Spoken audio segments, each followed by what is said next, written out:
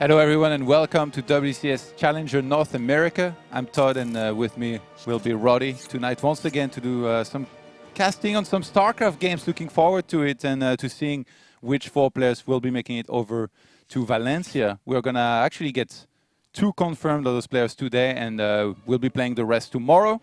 How's it going, man? It's going fine until I saw myself in the preview monitor. Todd, why don't we get a makeup lady when we start at 2 a.m.? Like, I'm already sleeping like a vampire during the day to make sure I have some energy at night. And it's like, all right, this is going to be a great show. And then I see my own face. I'm like well, I think like the lights here are very different as well than in many other studios. You got like super shiny eyes actually. Normally we're very pretty boys, guys, really. No, I'm super excited to be casting some games. I really felt that, you know, we kind of had a slow start, I think, with the first open qualifier. It was still fun, but we had a couple one-sided matches. The second open qualifier was a lot more competitive. And I really think we had a great time just hopping from game to game. And obviously today it's going to be more of that, but it's also going to be a little more established because we already have a bracket.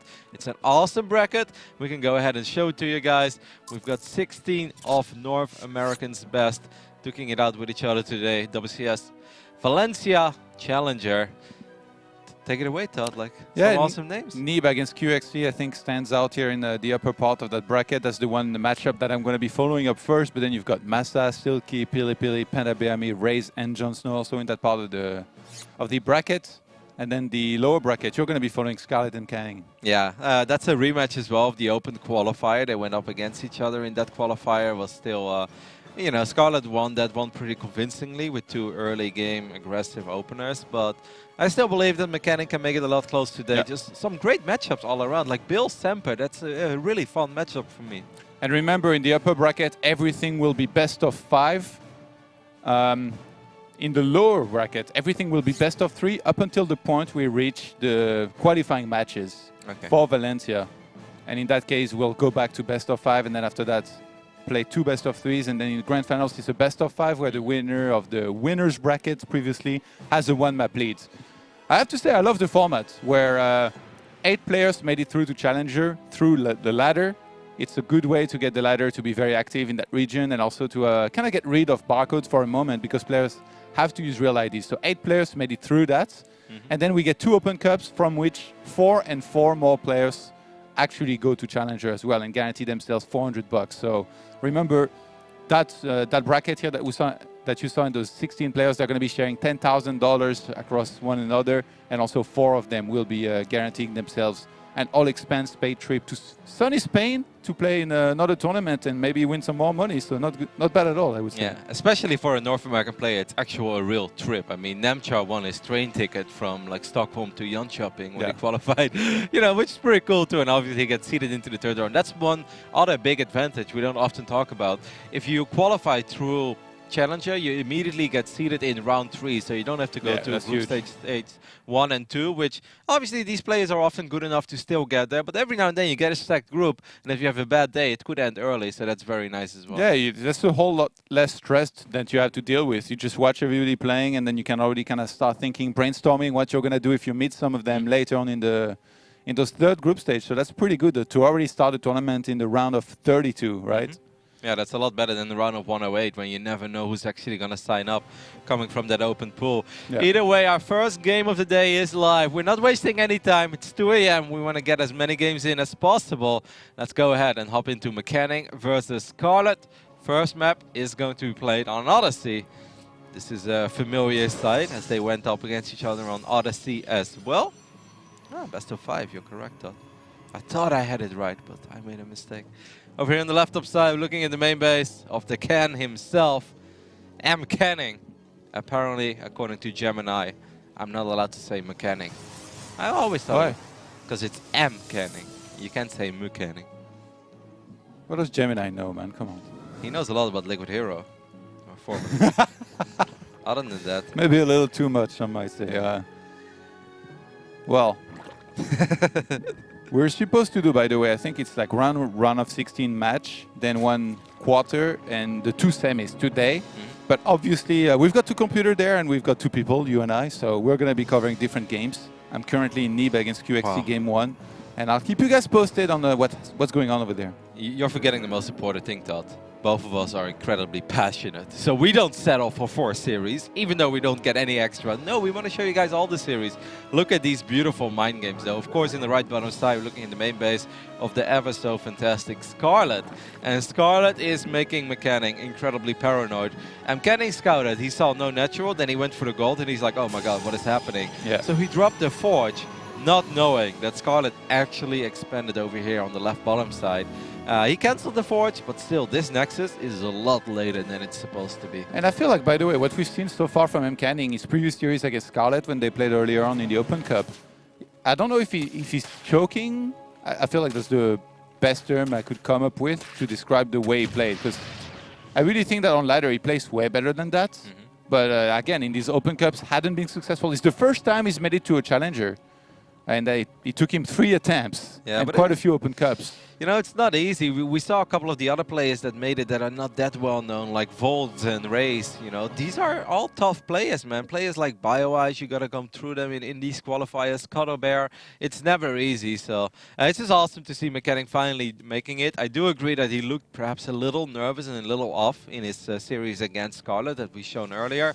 But don't forget, when you go up against Scarlett, I think a lot of North Americans look at each other thinking like, all right, I can beat pretty much everybody other than Neep and Scarlett. You know, those two are kind of on a pedestal. And then obviously you got Semper, Bills, Masa, they're all incredibly good. But players like MCanning don't feel like they're invincible. But, you know, a Scarlett, a Neep, that's kind of like a different ball game. They're just so good. But let's see if it's going to be close. I'm excited either way. Yeah, Scarlett also. It's going to be nice to see how well she can perform there this time around. We saw her do really well previously. Yes, he's the reigning champion of Challenger, isn't that right? Yeah. You casted all those games with... After not being able to make it to Austin, sadly. Yeah, that was a choice though, I think, right? Yeah, I casted those games, and they were pretty impressive, particularly against Neep, which is like, I was kind of elaborating already on this previously. It's like a little bit weird, right, to count Scarlett as like an underdog in a matchup against a foreigner, but it's just like the way the shape goes, right? Like at times she's done well, then not so well anymore, then went over to Korea, started to play incredible once again. But Neep, I mean, after you win the Kespa Cup and like you're considered the best foreigner for some time, it's very hard to not consider you the favorite against anyone, right? Yep, I like the opening so far from Scarlett. Incredibly macro-oriented, only making 2 circlings, getting Overlord speed, and other than that, it's just drones, drones, drones for her. Meanwhile, MCanning is going to follow his opening up with a robotics facility. We see the War Prism flying to the other side of the map. I thought he had an Immortal already, but he doesn't. I don't know though, Todd. This is one of these games, and I'm looking at it. We're 4 minutes, 50 seconds in. And MCanning is going to need to make something happen, man. He's really going to have to find an opening here and there. Because Scarlett is already up 10 workers, which is not that crazy. But I feel that he's also actually have like the right amount of links to deal with this, which means he can freely drone after this, and then it's going to be really problematic for our Protoss. Yeah, sometimes these adepts, they end up doing a whole lot more than we would have expected. I don't really feel like this should be one of those cases, but you never know. Never underestimate those elusive little guys. Yeah, but Scarlett with her Overlord spreading, having plenty of links here to put some pressure on these adepts almost immediately. MCanning is going to follow this up with a couple of Zealots. The first drone has fallen, but just a single drone though. I really feel that we're looking at one of these games where Scarlett is macroing, macroing, macroing, and then eventually he's going to hit with a ridiculous amount of Hydras, maybe Roaches, because he's actually getting Roach speed with... I don't think it's super surprising, but we don't always see her get that either. The working guns, it's ridiculous though. He makes it look so easy. Who said playing Zerg is hard? Look at how Scarlett is doing this stuff. Zerg did that, I think. They were the ones. 24 workers ahead, like it's nothing. Take it away, Maynard. It's actually like, if you look at games like this, right, like I want to say like, all right, MCanning has like Templar Archives going, he's going to get a second Robo as well, but the numbers, Todd, these numbers don't lie.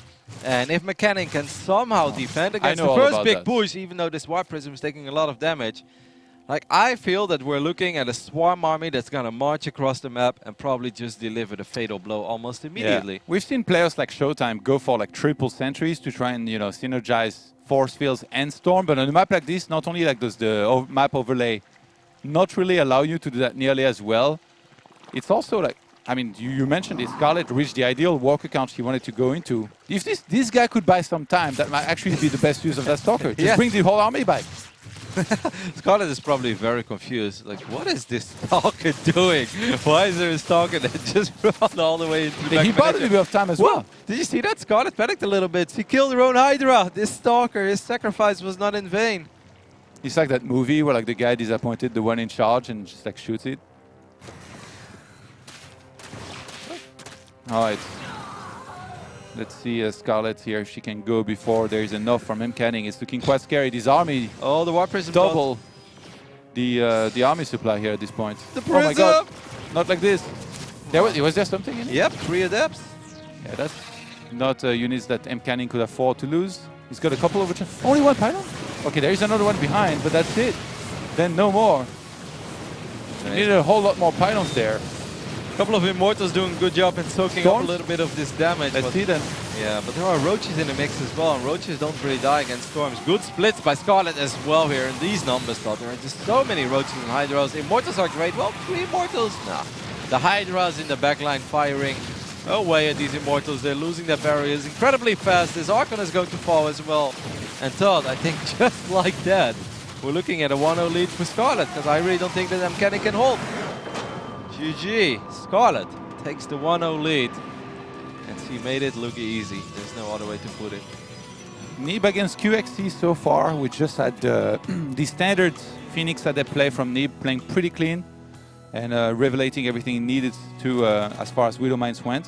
And it feels like QXC was just like mostly massing and looking to try and hit that forward. Like it's weird actually that Neeb took this base as a third. He was like, nah, I'm not going to take this one. I almost want you to attack and then I'll stay on the depth. And Phoenix for a very long time. You know, some players, they go into Colossus a little too early and then they die to something like a 2-base or take a lot of damage. Not Neeb so far. He's chosen to play pretty aggressive. I love how Neeb is the aggressor here while he's up 22 workers and taking a 4th base. That's not something we see super often. But I do get it. Phoenix Adept is a lot better against small armies than it is against very big armies. You have to be a little bit careful there. Neeb ends up losing 1 Phoenix, but he did get a couple of Marines for his efforts. I think the only way that I can see Neeb being in trouble here, Todd, is if he makes a terrible shade and all the adepts just start shooting at like the tank and the Marauders, and meanwhile the Marines are able to unleash a lot of damage from the back. But he's going to take a massive supply lead here more and more. Like he's already over 30 supply ahead right now. These Phoenixes, they are being completely uncontested. Like, there's actually nothing there to defend against them, not even a Widow Mine, which is insane. Yeah, when you think about it, right, QXC is obviously taking a little bit of a break of the game. He's not, not in the best shape he's ever been. It's fantastic that he actually qualified for WCS Challenger. That's really impressive. But I think there is a good chance that he missed the majority of this Phoenix Adept meta because he was busy with real life stuff back then. Neeb is going for a massive shade. The tanks are getting lifted as well. And I think, Todd, that might be LC Road, even though there's still a couple of them. Well, there's actually quite a bit of bio left. Yeah, even if QXC held here somehow, he's just lost 24 SCVs against the 4-base Protoss. I think this is going to be it here. Well, Neeb is losing a lot of army, Todd. Yeah, but he can very easly remax behind this. That's true. What? What? Yeah, Todd, how good is your Polish now? Which one is cancelled? The turn. Yeah, that one. Odluz. Yes, well done, Todd. Solid as a rock. I mean, for a split second there, QXC did take the army supply lead. The biggest problem is he doesn't have a lot of medavacs, right? So if he stims twice, his entire army is going to be dead. Yeah, Neeb can't fight too early. I mean, I guess he must have already sort of enough. Is it? Yeah, no. It's right to wait, I think. Yeah. Don't take the fight too early. He doesn't need to. He killed 24 STVs. Yep. And he's got 4 bases. He's got the double forts going as well. So transfer probes away even. Like, I don't know why he didn't do that. Trying to pick off some units here while he can. There's not that many Marines. Yeah, look. Medivac. Yeah, that's the only An extinct species is what it is. Oh, second medevac does show up. Good job there by Neeb picking up a couple of the reinforcements. This time he's going to let the Shade finish because these adepts were able to get on top of these Marines. Marauder's doing a good job in soaking up quite a bit of damage there. The problem is this army was just too hurt already. Not enough medevacs as they kept getting picked off by the Phoenixes. And Neeb as well, Todd, takes the 1-0 lead. Very nicely done here. The start was quite impressive. Rock solid with his defense. But not cheap as Doc, right? No. Over here on the right bottom side, game number 2. Loaded into Ascension to Ire. This is The StarCraft Red Zone brought to you by Johan, Merlo, and Kevin. This is awesome. Look at the main base of MCanning.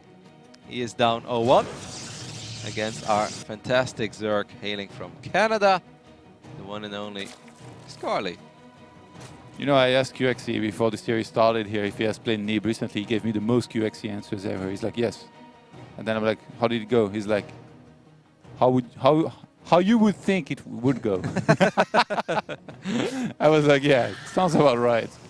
Yeah, it's funny these days when you're late at night and there aren't that many people online, it feels like you can get matched up with anybody, you know? Like on any random night, you can get matched up with Snoot or Utermo. Yeah. As long as you're above like... Maybe the Muslim as well, if you're really lucky. Yeah, if you're above 55, yeah, well, that's hard because, you know, Ben is only on once a week, so that's a little harder to catch. He's like a rare Pokemon, you know, but Snoot is like Bulbasaur. He's everywhere, you know, like, not a Bulbasaur, a pigeon. Only you, Kev. Oh, only you can make Pokemon sound cool.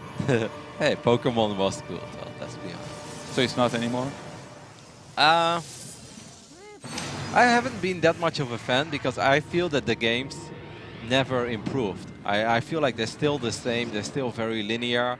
I feel like it doesn't really matter what you do in the game, like the text is pre-written out. I think Pokemon You play this Pokemon thing where you go out in the street and like no, you loot never. stuff? No, I never even downloaded the app once, and I will keep it like that. Why? When I saw Justin Bieber walking around with his phone trying to catch Pikachu, I knew that was not for me. So you twin brother, you don't want to do the same as him? Alright, let's focus a little bit on the build order here. We've got a Dark Shrine going up all the way in the back of MCanning his base. The problem is Scarlett once again opened up with Overlord speed. What are your feelings about Overlord speed, Todd? Do you feel like it's too cheap? Do you feel like it hits too early? Do you feel like Zerg needs it? Do you think it's completely fine? I think they need it, yeah. Like it's hard to scout without it. Maybe it should be a little bit more expensive since they're a millionaire anyway. They wouldn't feel much difference. 150, 150 would be nice. 200, 200 would be better. 250, 250. And you know what? Like if we're fed up of them winning everything, we might even bring it back to lair tech.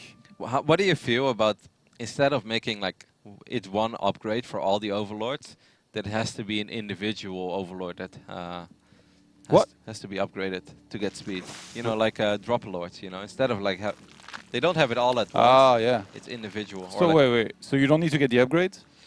Well, you have to pay to morph a single overlord. How much? Well, like a reasonable price. Well, what is that? At least 75, 75. Mate, are you kidding me? What? I think it's a good like deal. if you get the most important is the first scout. So like you'd get it for cheaper than. Yeah, but then all the other overlords. I guess like you could adjust your builds and get 2 stalkers then to cover. Yeah. But I don't know if they come out early enough. I think that would still be a nerf. Anyways, this is very important. MCanning flying to the other side of the map. He's got his Prism and he's got his 4 Dark Templars. There is no Spore Crawler here. So there is an Overseer, of course. We saw the Overseer morph and it's coming from the south side. But he's going to be able to get a cancel on this fire. This is nice, Todd. I think for the first time. Ooh, ends up losing 1 Dark Templar there. It's important that MCanning doesn't lose too many DTs. He's actually doing the double Prism as well. Wow. No Spore Crawler here. MCanning punishing some of this. What are you doing? And Scarlett, he does not know this is coming at all here, not getting ready for it. She's probably already thinking about the Hermutas, but wow. It's going to be encountering here a little bit of resistance. Look at that third base from MCanning away as well. Yep. From where you would take it usually, because it's been delayed by these pylons, he doesn't care, he's taking it further away. But the damage here is insane, Todd. This hatchery is going to fall. 16 drones have gone down in the process. Scarlett trying to rush out to a super early Spire. Got punished, not having detection other than a single Overseer. This is something that some Zergs sometimes do. But a lot of Protoss players often say it's so risky, and if I knew, I would just get DTs in every base, and I would punish them for that greed. Well, this time, Scarlett got punished. And now we've got a game on our hands. MCanning in a good position against Scarlett. We've got crazy stuff happening in my game as well. Would be nice to take a quick look if we could. Absolutely. Because I feel, look, so Nib went for a pylon rush, and QXE raised it with a factory that was unspotted for a long time. Burrowed that first Widowmine there and started getting a bunch of kills. And now he's doing the same in the natural base. So we're in that weird situation where he's not going factory, in fact. He's getting for a 3rd barracks, like sure, like his wall here has been busted and his CC is being delayed. I would say Nib's probably still ahead, but these Widowmines will have done a lot. Like that first Oracle couldn't come out early enough. And this one is going to shoot again though. Neep's so good. He's going to pull the proof. Maybe you can get those probes on the north side. In the end, he settles for 2 in the simulator. That's not that bad. In the natural, look at Neep. He's definitely paying attention to the clock. It's crazy how well he times that every time. Yeah. I always do it either way, like 12 seconds too soon or 2 seconds too late. That's the way that I pull my workers. So second base was cancelled. Okay, well, Neep should be ahead somehow from this. That was such a good management. Just pulling the probes away by itself changed the game. Like where most Protosses would have lost a lot of them, he still finds himself with a healthy walker lead at about 10 and already has his second Nexus. So he's going to be propelling himself into the mid-game here in a great position. And yeah, I think we can go and check back in with your game. I see a couple flying units over there. Thank you very much, Jon Merlo, for that update. I appreciate it. Was it live from Katowice? You know it was, baby. All right, yeah, Scarlett has indeed ended up making a couple of Muras, but not that many. It was mostly just to force a reaction out of MCann, who did respond with 2 Stargates, as you guys can see in the production tab. But after making 2 Phoenixes, he picked up on it as well. I was like, well, if Scarlett truly was going all out on Mutalisk, I would have probably had Muras in my mineral line for now. So we can already saw also MCanning transitioning into getting a couple of Immortals, getting some Archons, adding a few Stalkers. Yeah. He's getting his most beloved unit as well. Not many Protosses go Blink and Disruptor, by the way. So like I feel for most Zergs, they're maybe not going to be as used to it. And it might be harder to counter. Like obviously you kind of need to play different. You need to be very wary of the Disruptors, but also like the capability of Blink is never something you should underestimate. Yeah, good scouting there, of course. At least MCanning is getting some value out of his Phoenix. Meanwhile, Scarlett, if you guys wonder what happened to those Muras already, well, really nothing. So you just send them to the south side, maybe hoping eventually to pick up a Prism. But I can also see her use them in a way that the moment he sees MCanning moving out with his main army, that's when these Muras will show up in the main and maybe try to pick up at least like 6, 7, 8 workers. But it's going to be hard for those Muras to be incredibly useful. But they did force out some sort of a reaction. So maybe he's still okay with it. Because, I mean, double Stargate, 2 Phoenix, it's not that cheap. Let's see if this can make something happen there. Disruptor, there is one of them in position and ready there. He's going to actually blink forward here. Look at this changeling, so annoying. And at this moment, Scarlett is actually sending her Muras towards the main. And not a forward blink by MCanning. He's not afraid. Let's take a look if these Disruptors can get something done. Scarlett probably paying attention to the Muras. I really think he was there. Ended up losing so many Hydralisks. A sick cleanup from MCanning, who takes a huge reply lead that these Mutas are not doing anything. If he cleans that, might be able to counter-attack. He's pumping out Phoenixes as well at the same time. Wow. And going into charge, MCanning, perhaps with the equalizer there. Excellent defense there indeed. We still have a couple of Hydras. They're working on this pylon and it will get sniped before the DT warp-in finishes up. But that doesn't mean that it's, you know, this army of MCanning is going to stop. We've got a couple of Zealots and a DT ravaging drones here. Scarlett is in a lot of trouble after obviously being quite far behind the early game, losing a hatchery, losing 15 drones. MCanning can feel it as well. He's smelling blood in the water. On the natural base of Scarlett is where he's focusing the attack. And he gets the Ro16. No. What? That Archon went back for it but died just before he could get it. That would have been nice to get rid of that, because Roach, they are quick reinforcing unit, they're very cheap, but it might not matter. As MCanning, I think if you look at the supply, you will notice he may have too much there. Everybody has been looking at it, and they've been waiting for you to tell them to look at it as well. A couple of disruptor shots will clean up the majority of these drones, and just like that, MCanning evens up this series. Stud. MCanning gets a map against Scarlett. Pretty impressive. Yeah, nicely done by him here, gaining some momentum. We're back in QXC against Neeb, and QXC, I don't know if he's just not confident enough or it's because of all the pressure that Neeb's applying, but he's been playing a lot on 2 bases. Not even attempting to take a third. He's just like, I'm just going to go for it. Oh, look at that Immortal. If that Immortal snipes the I actually think that's by accident. Neeb misrallied that Immortal. Ooh, is he going to rally it into the Terran army? Ah, okay, saved it. Bio here fighting at the front, kind of by themselves. He needs to stay up there. Actually, if he gets rid of all of the gates here, that's going to cut off a lot of the reinforcements. It's going to take a long time for that one tank. That's yeah. Good job by Neeb counterattacking though, because I was actually kind of worried. I was like, that seems like a difficult position to... Yeah, he was trying to catch reinforcements, and there's not going to be any more tanks because that factory was sniped. So it's only these 2 guys, really.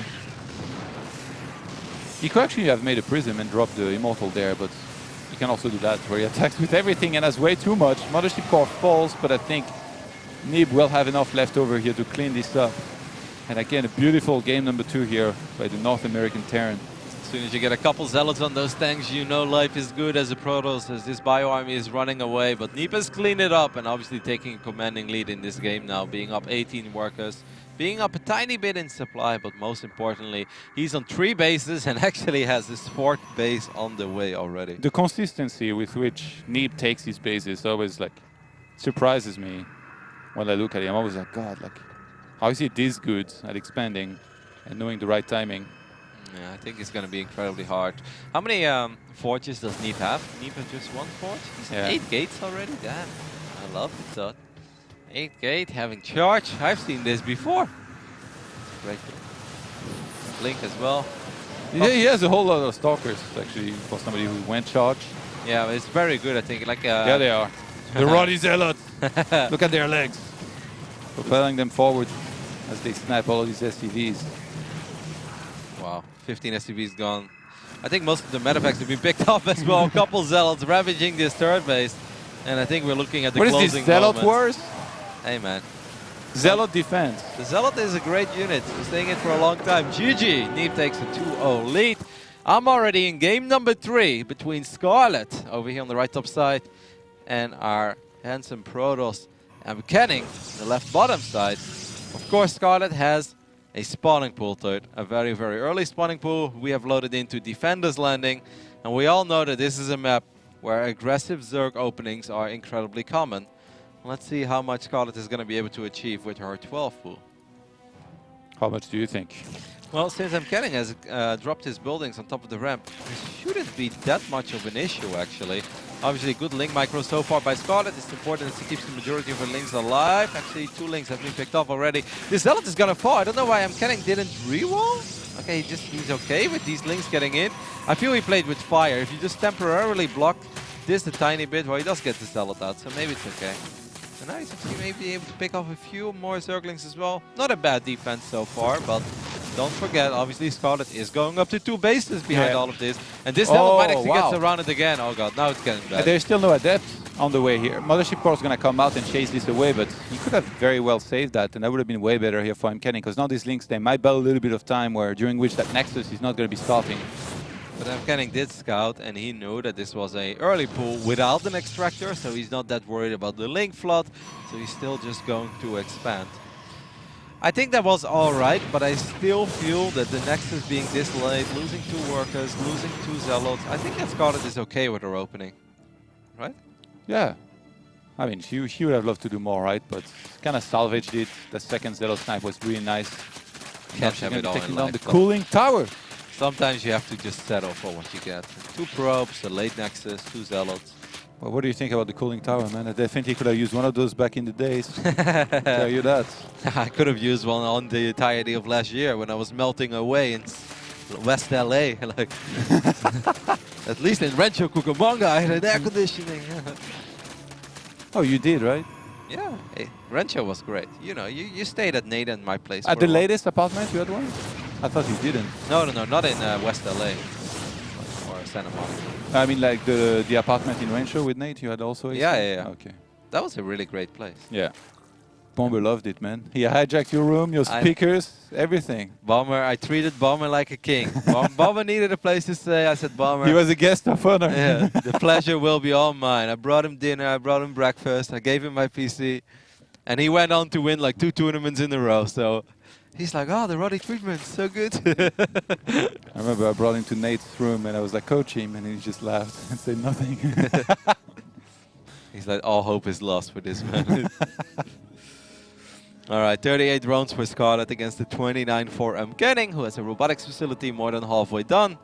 Where do you think he's going to take it from here? I always feel that Defender's Landing is so awkward, because this game has been 4 minutes and 30 seconds, but so much has happened already. The timings have been so incredibly thrown off. So what do? Do you sit back at 2 bases? Do you maybe even go like 2 base Colossus? Or do you think that's like the worst thing ever? Yeah, it's very hard in this meta, even though like something like that might surprise. I feel like the only all-ins for the most part that are really strong currently, they're like the 7-gate Adepts one, and like that you need to sell somehow. and get a third base with. Yeah, almost nothing else. You know what I'm waiting to see? No. 2-base charge, or like some sort of 8-gate charge. Like, I don't know why we haven't seen any of that. Well, because Banelings are very, very good. But and you're splits right. are good as well. Hey, we play Protoss for a reason, but if I knew how to split my units, I'd play Terran. Come on now, be honest. It's funny, like we live in a world where everybody needs to know how to split nowadays, right? Because Zergs, they already Disruptors and Storm. Yeah, exactly, but they already kind of had to against Widowmines before, you know, detonate them and then split. But now against Disruptor, they really need to split, and same for Protoss nowadays too. Well, I know that my splits will never make the Reddit highlights, and I'm totally okay with that. I take it like a man. While Prism is flying to the other side of the map, there is a robotics bay on the way. Now, obviously, knowing MCanning, there is a bigger chance that this is for Disruptors than for Colossus. But I actually wouldn't mind to see a Colossus or two on a small map like Defender's Landing. But I mean, obviously the Colossus ain't the old Colossus, but he does have an early force. He's getting +1. Adding the Twilight now. If you can get an early +2 out, then Colossus suddenly are not a unit that you can scoff at anymore. This is so... I mean, risky is maybe not the right word, because there isn't that much anti-air on the map for Scarlett. But it just frightens me when I see a Prism with 4 sentries. Yeah. So sorry, I'm barely watching your game because QXC is playing nuts. No worries. He proxied. I'm just going to tell you without showing you because like we got still about a bunch of stuff happening there. But he's proxying a factory, and he sent a Widowmine in the Neeb's natural mineral line. And behind this, he's going to use his factory, I think, to make Thors, maybe. Because he made an armory. Yeah, he started a Thor just now. Well, the infestation pit has finished up for Scarlett, and for a split second I was like, you know, there's a small chance maybe we see some cool stuff with Infestors, because I don't think Infestors are bad by any means, but Swarm Hosts are incredibly good against most of the things that Protoss has to offer, especially against the army that MCanning has.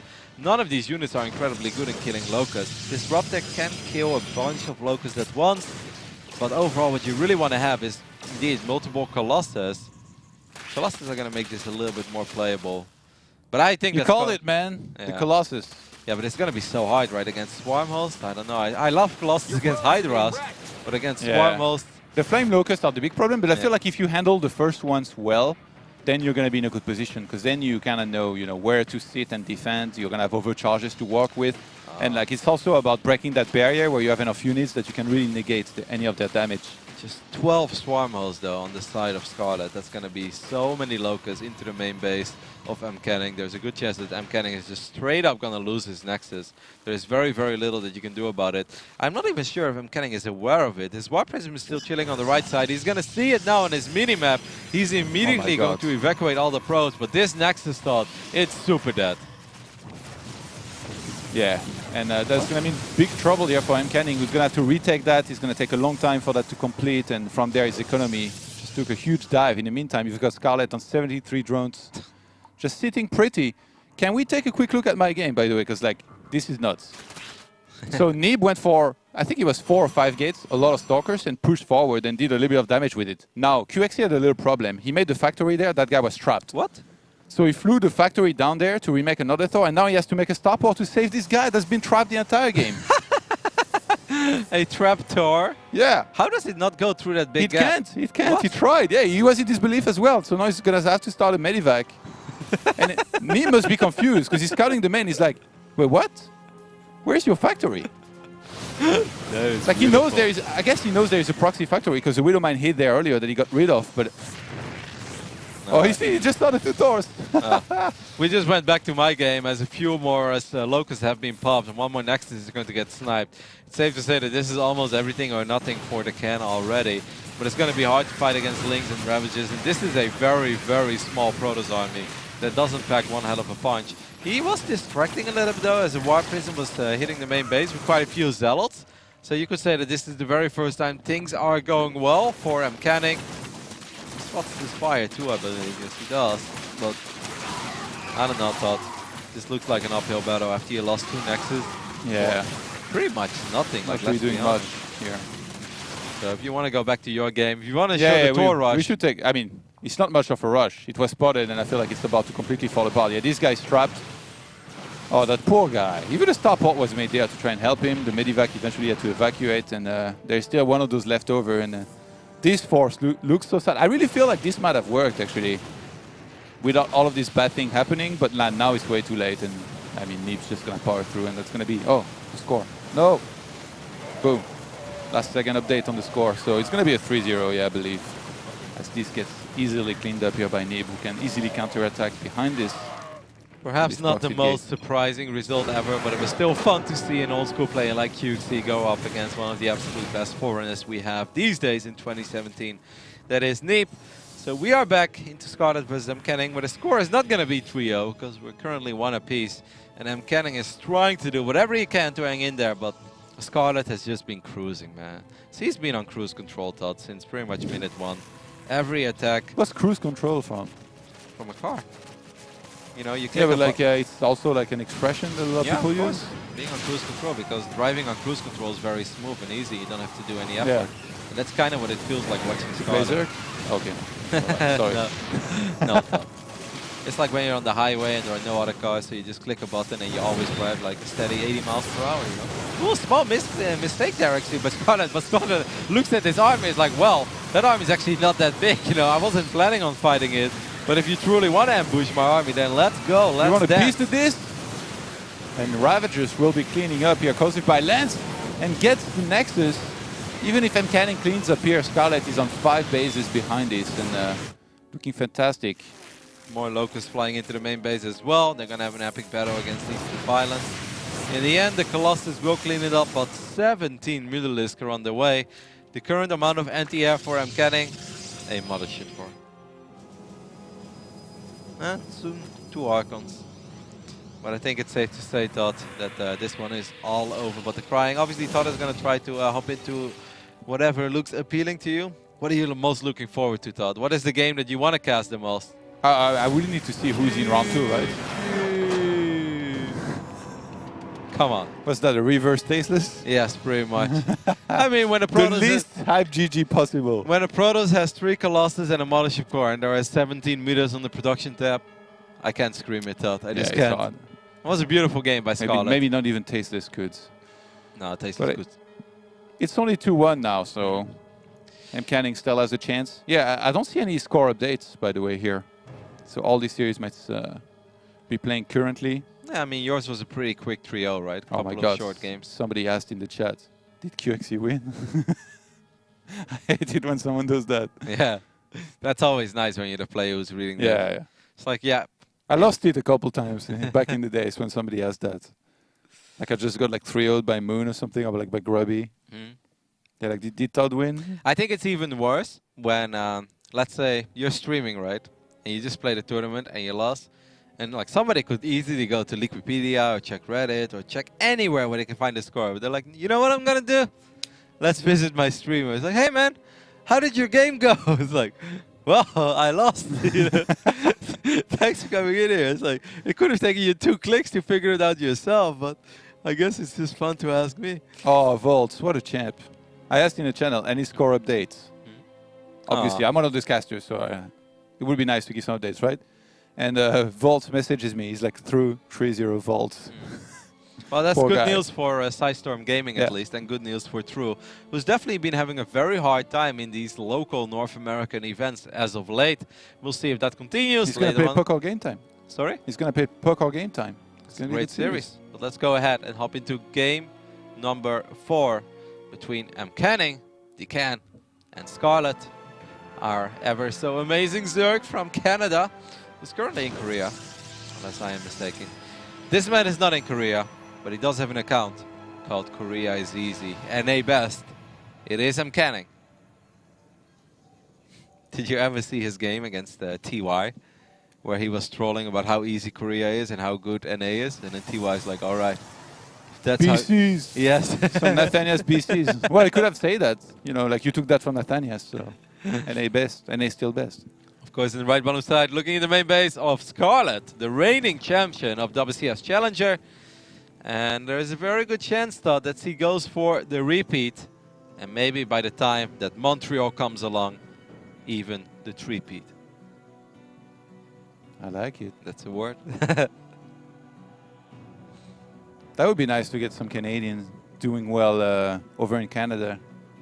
Yeah, well, I don't think, did Hug do ever like super well in this Canadian tournament? Hug qualified for the offline event of NASL Season 3, which was pretty hard because you had to go through like a long online season through a group with like 10, 12 players. So Hug did qualify. That was the one where Idra walked to the stage and like... That was Season 2. Oh, okay. Idra, Season 3 there was no Idra. As far as and how did Hug do? He lost 0-3 against, it could have been Squirtle.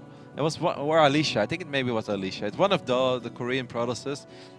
It was not MC, but it was kind of funny because Hug's opponent actually really struggled trying to get to Canada, missed flight, and literally arrived at like 11 a.m. and had to play at 1 p.m. So everyone at the NSL kind of like, well, you know, this is terrible, but it would be fantastic if Hug does well for the Canadian crowd. Bam, 3-0, didn't kill a unit. It's like, well, the walk to the stage was really hype. Yeah. Those were the heydays, man. Mr. Bitter. Mr. Bitter, he was holding down the fort. The premier casting duo, Bitter Dam. I don't know, Cave. Everybody leaves me, Todd. First Bitter, then Nate. Who's next? I mean, you don't even, pair with anybody. You don't even really love me. Like, I'm just your side. I'm your side boy. Whenever you're sick of Colaras and you want something new. I would like to say younger and attractive, but I'm older. You're older than Calice? Yeah. I'm older than almost anybody, Todd. You look younger than him, so you got that going. All right. We have the Adept from MCanning. You know what I'd love to see, Todd? Like, all jokes and memes aside, obviously Scarlett is a big favorite in this series. But it's safe to say that the way that Odyssey went, that ain't gonna work for MCanning. He can't just sit back and try to do like some soft War Prism arrest and try to force out an overreaction and pretend to still be in the game. He needs to be more aggressive. So I kind of like the Stargate here. I like Oracles, I like Adepts early on. Anything to keep Scarlett on a relatively low drone count.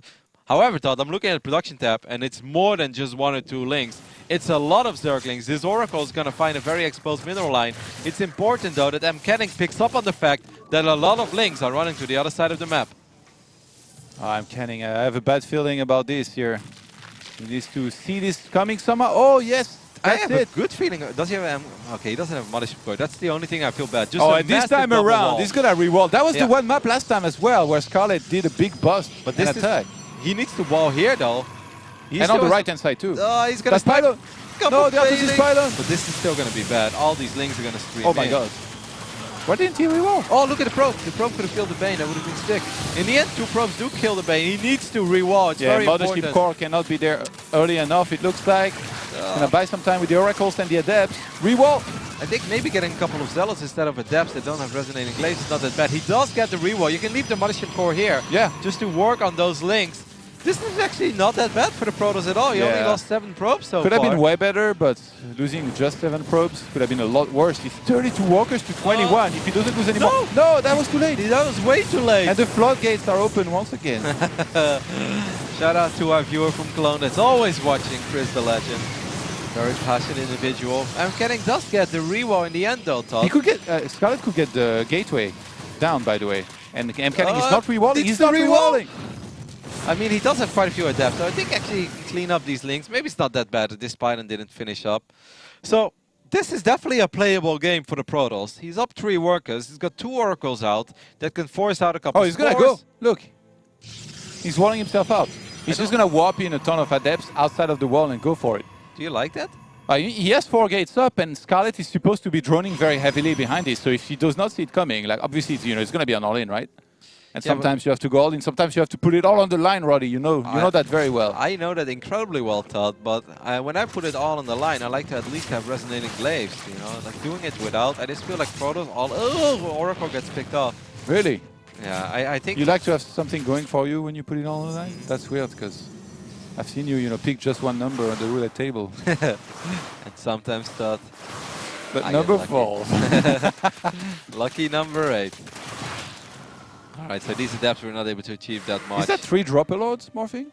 Yeah. And so it would be very important for MCanning, I think, to remake Stargate units. I actually think that having extra Oracles against these... How many queens? Is that 6 queens? Oh my god. Scarlett just puts... Sorry for the mouse movement there, guys. 6 queens in dropper lords. Can MCanning sniff this one out? There is at least 1 overcharge, but there should be 2 overcharges. It's, however, very important that he keeps the adepts at home. He has a Twilight console, but no resonating glaives yet. This is going to be massive. The Oracle spots it, spots the link, spots the drop lords, and should be aware that there are queens inside of this as well. You might want to go home. Yeah, he has to move the mothership. It's still a full wall of at least. Sentry has been wiped in. Don't overcharge the pylons at the front because they might get blown up by banelings. Yeah. These adepts that were out of position.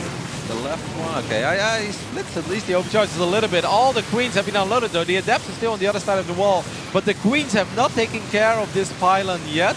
The oracles have fallen. Most of the queens are out of energy. It's important that the adepts, I think, start shooting at the links. Oh, the probes are blocking each other. You can't really mineral walk them either because it's a full wall, so they will kind of derp. I think that, well, maybe with the Scarlett will see so many probes are dying now. Scarlett, good micro there as well, picking up those queens. Gotta love the way that he's been executing this push so Overcharge? Far. Yep, which one? The right one or the left one? The lower one for sure. Well, actually, there may actually be enough Protoss here to hold this. After all, 2 Stalkers being warped in. Can the Stalkers chase down that Dropper Lord with all the queens? No, they can't.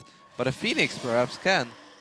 This game will go on. 17 probes have fallen. MCanning still ahead on the walkers, but Scarlett is now getting a few ones. He's still making links. Maybe worried about the counter attack, and Glaives eventually will complete. I think MCanning should just like get probes consistently, so he builds up his walker count, and at the same time keep on whopping in adepts, and then go for an attack. And it's going to be very hard for Scarlett to have both enough units and enough drones. But in this case, it looks like she might want to go for another wave. Morphing? Where are those banelings morphing? Is that for a drop? Over here on the right side. I'm not. Maybe she wanted to drop and that one overload. Is there something in it? No. Empty. But I think you're right though about MCanning. He can just start making adepts. He has resonating glaives now. Warp Prism is out. Don't you think Dark Shrine would have been sick? Yeah, Archons are always, or maybe even Templar Archives. Why get a Dark Shrine? For some DTs. Because it's a low econ game. Scarlett is very hard for her to have spores everywhere, plus like eventually overseers, right? That's true. Then again, we're talking about. I think both can work. Absolutely, I think both are fine. You can actually get Archons on 2 bases because the depths don't take that much gas, and you can also wipe in a couple of Zealots. This is a very winnable situation for the Can. 101 links already died. The Can. What a sick nickname. I'd be so offended. No, this one Phoenix is actually not a hallucinated Phoenix. That was the real Phoenix that chased down those Dropper Lords. So Scarlett eventually decided that this was never going to work anymore. So she's transitioning. She does, of course, have 3 hatcheries up and running. That's great. It's going to be a Templar Archives. How many more gates? Just one? I'd say at least 5k. No, I'd like to see at least one more. You probably always want to have an even number of gates when you play High Templars. Don't you have that? Because I hate like they're having the gas to warp in like 5 High Templars. Yeah. Then one is standing there. It's like, well, I'd love to storm or become an Archon, but you have no money for either. And then you have to wait a full warp in cycle. So I like to have an even number of gates. Like rolling macro. A couple of adepts with resonating glaives doing a good job in picking up a couple of those creep tumors. Should just go back with these now. Scarlett will be ready to defend very well. That's going to be picked up. It seems like Infestation Pit on the way. Could be Swarm Host again. I mean, Locusts are very good. Yeah, she made that look very strong last game. I think it is a little better on Defender's Landing than it is on Abyssal, but obviously it's quite good on Abyssal too. It's just overall, Locusts are fantastic units against Archons and Immortals and Storm. There's no other way to put it. So it's one of those tech choices that pretty much always makes sense as long as you don't die before you have them.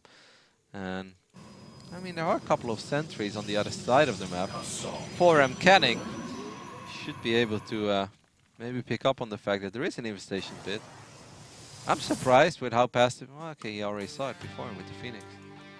So what do you do, Todd? If you scout an infestation pit, like you're okay with how this went early on, you feel like you're getting Storm at a reasonable time, all things considered, but your opponent drops an infestation pit. What do you think is the best way to react?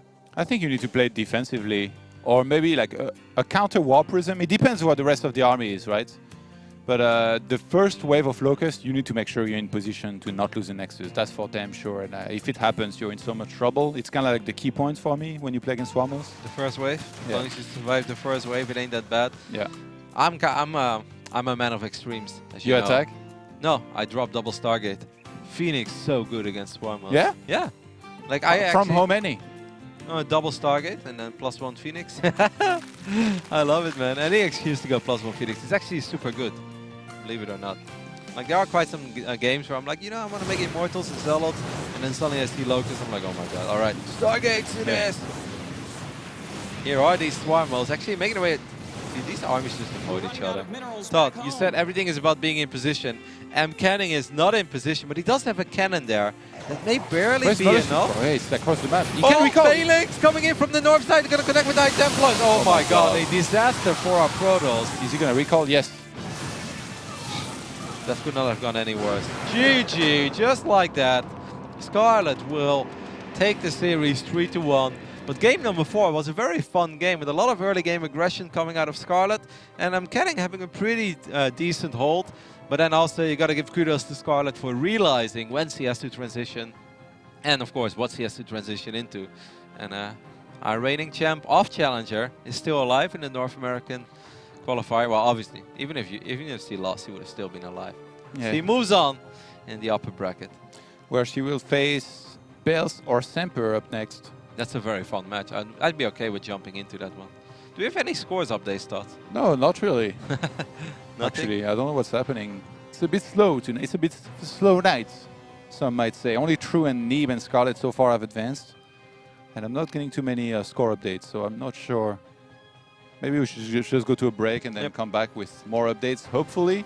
You know, I was looking at Valencia last year to see like who did well, because I wasn't sure I remember. In the main tournament? Yeah. Oh, I remember. Neep, that's the tournament where Neep had his 0-3 against Marine Lord, you remember? Yeah, yeah. I did remember after I looked at the finals bracket there. Was sick. Marine Lord Nurchill. That is like the best 4-0 finals I have ever seen in my life. I know that sounds mean, that sounds rude, but those games, like that game on Apotheosis, oh my god, that was such a good game. Like Marine Lord was on fire. So.